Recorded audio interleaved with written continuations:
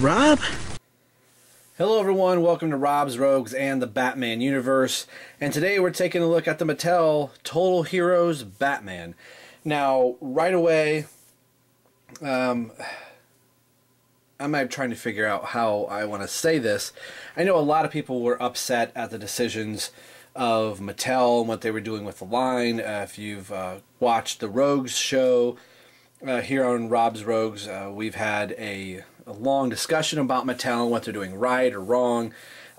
Some of my fellow co-hosts are saying they're not going to be picking up this line. I know Stu has picked up Superman and has reviewed it, as he is a huge Superman fan, so he's pretty much picking up anything he can Superman. Me being a Robin fan primarily, I'm doing the same, but I'm also a big Batman fan as well. And of course, if you've been watching Rob's Rogues long enough, I've been picking up other DC heroes from time to time as well, and building up my own Justice League, yada yada, through DC Collectibles, Mattel, and so on and so forth. So when Mattel said that this was going to be their new line of figures in the 6-inch, this really had a lot of people upset and saying, how can they abandon the Mattel line? If you look at the Mattel line, from the DC Universe classics going into the Unlimited lines and all of that, even from the DC superheroes, that line went on a very, very long time. It would have been great to see them continue getting into the New 52 or other characters they just didn't get around to doing. But we mentioned on the show that at a certain point you start getting into D-list and even some C-list characters that the general public really don't know. So a lot of those figures like Bronze Tiger become peg warmers, and Captain Boomerang that just sit on the shelves and sit on the shelves. This is probably a couple years of just different lines at, wave 1, 12, 13, 14, whatever it is, and getting up to what, 23 or maybe even 27 by the time you count the Unlimited lines, of some figures where retail was like, these figures are not selling. And especially if they're going deep, they're like, where's the Superman? Where's the Batman? So Batman is always going to sell, Superman is always going to sell, and if you throw some other ones like an Aquaman or the Flash in, they'll probably sell too for the most part, but I don't think we're going to see a very deep roster from this Total Heroes line. For myself, Batman is going to be the only one I'm picking up from this line. I thought he looked really pretty cool, and having him in my hands here in the box, I really do like the figure, and it's not as bad as I assumed it was going to be. So I kind of got that out of the way. Now, if they make a Robin, of course I'm going to get Robin from this line. But enough of the talking and rambling. This is from, I believe, I want to say Detective Comics #1, I think, from the New 52. They're using the Scott Snyder Greg Capullo Batman here. They should have used the Snyder Capullo Batman up here as well. But again, this is in the New 52 look for all these figures. He does come with a couple accessories, and I believe I've got a DCUC Batman right off to the side that I believe the DCUC will be able to use these bat gadgets. And the grapple gun looks really good. And these batarangs look cool too. Very Damien-esque here. See the Total Heroes in there. The other figures is from the Dark Knight here. It's look at the bio here. It says real name Bruce Wayne, occupation CEO, philanthropist, crime fighter.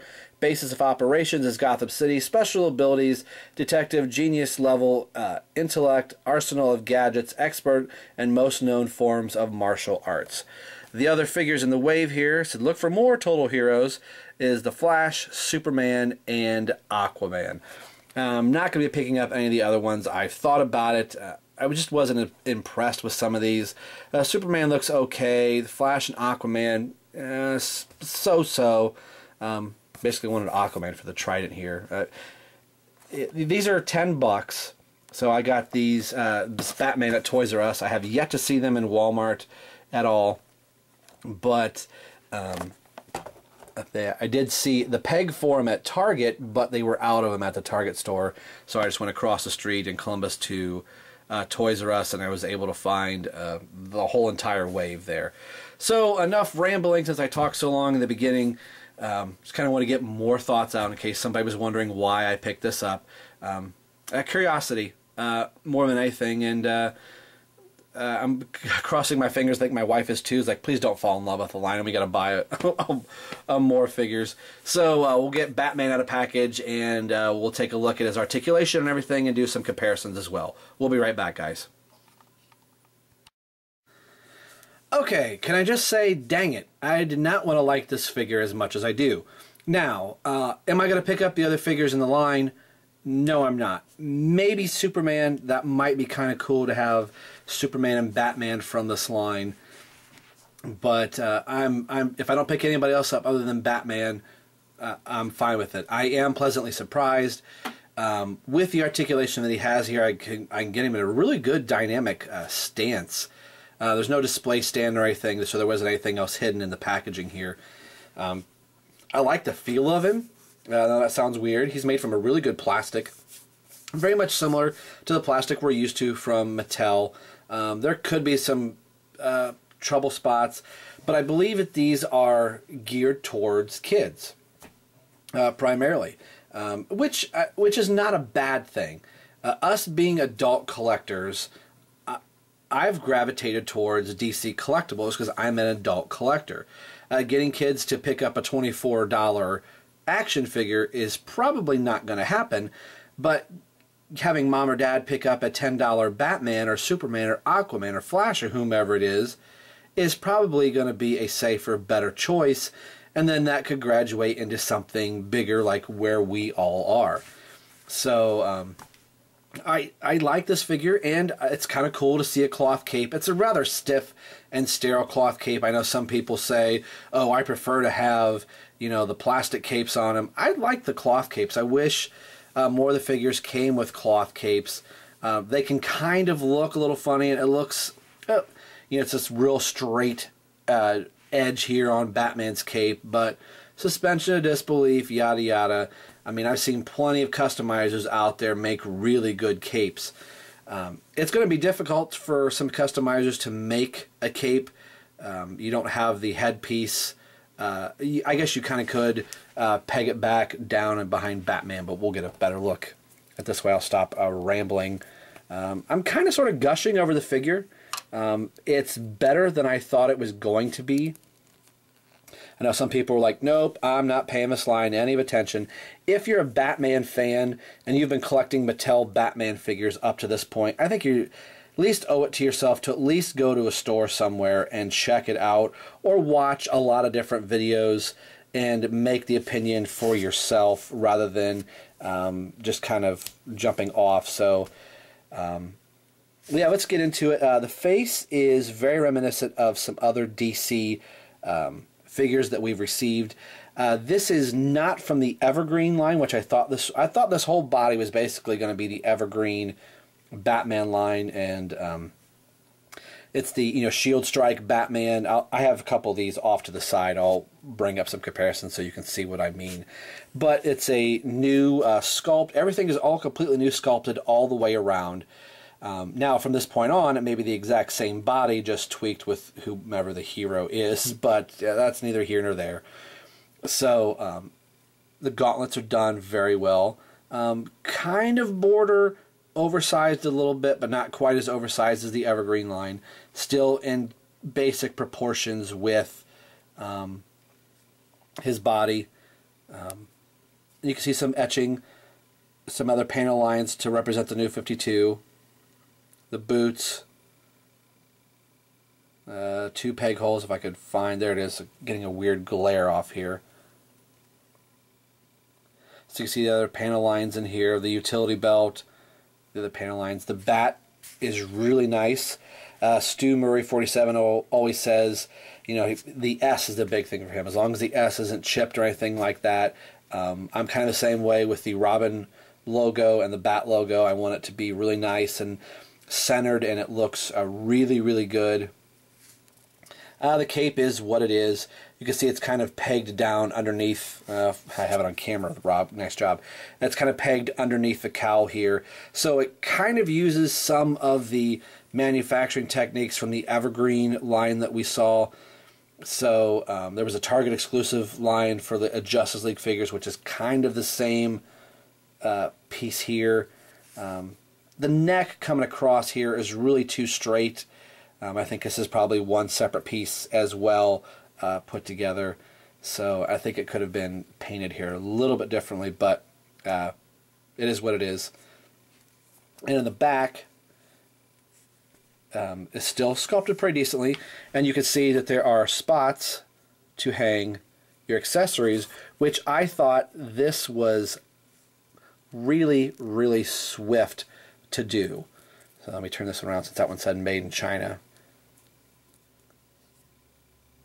So to keep your accessories, there you are. You have Batman's two batarangs behind his back, which I think looks kind of cool. So you could, I have a little bin that I keep all the accessories if they come with multiple accessories. So this way he can be holding on to his grappling gun, excuse me, and can have the batarangs back behind him. He has one closed fist and one open fist. Would have been kind of cool to have two, but you do want to have Batman to be able to punch a dirty turkey in the throat. And I would believe the grappling gun could hold back here as well, just through the part in the where the trigger finger would go. So granted, his finger doesn't go in the hole, but yeah, suspension of disbelief, you'll have it. So we'll go through the excuse me, the articulation.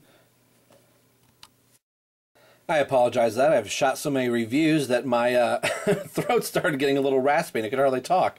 So we'll go into the articulation real quick. You see this Superman-esque panel there. I believe this is going to be the same portion of the arm that Superman uses. So this is in part of the New 52 and Superman's design that's not part of Batman's. So I believe that they are going to be swapping a lot of the same parts. It's Mattel. We've known that since the DC Universe Classics. But on to articulation. So the head does go in a full 360. A little bit up and down, slight movement, I think, due to the fact that the way the neck is. I'd be kind of curious to see what Aquaman and or Superman, the Flash, do, but he's not going to be looking up or down a whole lot. It's basically just left to right, but there is a little bit of wiggle room in there. He has, so this is different doing another Mattel figure, he has ball-jointed shoulders that rotate and go all the way around. Does bend at the elbow slightly. Turns at the glove. Turns at the waist in two positions. He turns above the belt and, if I can get it to turn, below the belt. So the below the belt is just slight, so you could have him turn in two different spots. So I think the belt is getting in the way with the way the hips are, but he can turn in two different spots. So no ab crunch, like the DC Universe Classics would, but he does make up for it with two positions underneath the belt. So like it or love it, that's just how that is. He has T-jointed hips, which I did not think these were going to, so he gets in the splits very, very well. So some of you ACBAers might like this just for a different look for a Batman. Bends at the knee and bends at the foot or the boot. So, I actually kind of like this Batman. I was not thinking I was going to like this Batman, but I do. So, another reason I got it, I have some of the Total Hero Robins. I have three. I left one of them downstairs like an idiot, but I have two of them up here with me. So, I'll first bring up what I guess I'm calling the Damian Robin. So these two, I think, are probably two the way that I'm going to go with this. I like to try to pair a Batman and a Robin together. Even though they're not the same line, they kind of fit together. This Robin, of course, if you go back to his review, doesn't have the ball-jointed shoulders, so they don't go in and out. No T-joints here. So this was what they called the Batman Evergreen line, or the Shield Strike, whatever that line is, which would be a precursor to what this is. Almost like DC Universe, DC Superheroes kind of would be a little bit. Another Robin I have is this Robin. This is the Shield Strike Robin. So this one's a little bit more cartoonish. You can see the proportions of the hands and the bigger feet that are really oversized and over dramatic, as the other Robin was too. And then here is the Batman from that line.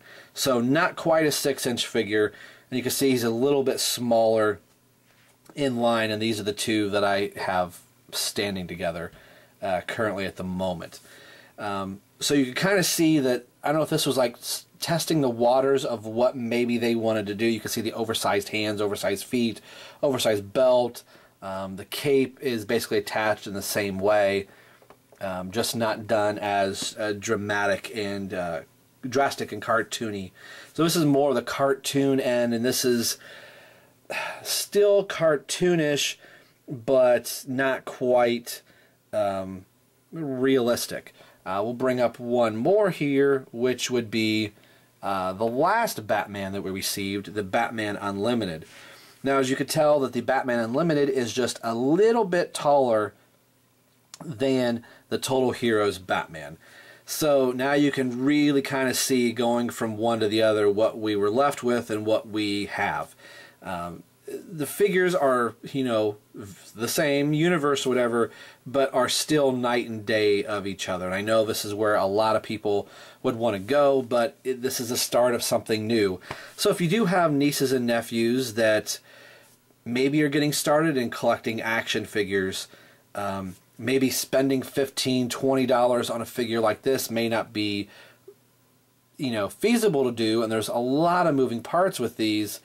You have a more kid-friendly version that you could give. I have a nephew that I gave a DC Universe, an extra Superman that I have, and I wish that this line was out at Christmas time, because I would have given him and picked up that Superman figure to be like, hey, Uncle Rob collects superheroes, and now you can too. So I get what they're trying to do, but I also really do like this figure. I didn't want to like it. I was all prepared to go to the store, see him on the shelf, and go, forget it, not wasting my money.